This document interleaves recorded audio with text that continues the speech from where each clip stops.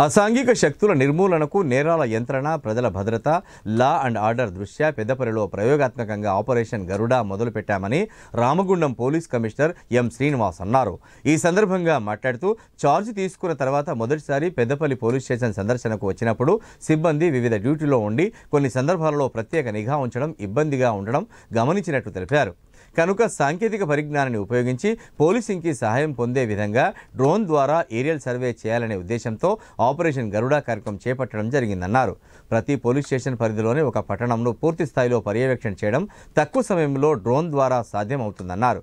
ఈ కార్యక్రమంలో additional DCP, admin, special branch ACP Peddapalli ACP, CI, traffic inspector, ఎస్ఐలతో పాటు సిబ్బంది పాల్గొన్నారు.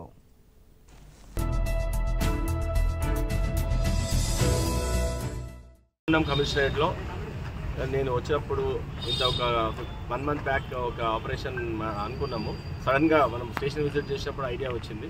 ఎందుకంటే మెన్ షార్టేజ్, దాని తర్వాత ఈ యొక్క డిఫరెంట్ ప్రోగ్రామ్స్లలో ఎంగేజ్ కావడము, ఒక్కోసారి సర్విలెన్స్ అనేది మనకి ఫిజికల్గా చేయడం కష్టమవుతుంది. అట్లాంటప్పుడు యాడెడ్ అడ్వాంటేజ్గా ఉండే ఏరియల్ సర్వే చేస్తే బాగుంటుంది అని చెప్పేసి ఈ మధ్య మనకు డ్రోన్స్ బాగా ఎక్కువగా పాపులర్ అయ్యాయి.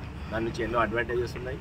ఓకే, సో అలాంటిది అడ్వాంటేజ్ని మన పోలీసింగ్కి ఎలా ఉపయోగించుకోవచ్చు అనే ఐడియాతో గరుడ అనే ఆపరేషన్ స్టార్ట్ చేశాము. గరుడ అంటే పైన నుంచి టోటల్గా ఏరియల్ మొత్తం ఏరియల్ సర్వేలెన్స్లో భాగంగా ఒక్కొక్క పోలీస్ స్టేషన్ ఒక టౌన్ ఏరియాలో మొత్తం ఒక డ్రోన్ ఉంటుంది. ఆ డ్రోన్ ఆపరేటర్ మనకు ఇప్పుడు చూసాము. ఇది ఎట్లా ఆపరేట్ అవుతుంది, తర్వాత టోటల్ ఎంటైర్ టౌన్ని ఒక టైంలో మనం మానిటర్ చేయాలనుకుంటే ఒక రౌండ్ మొత్తం టోటల్గా మానిటర్ చేయొచ్చు.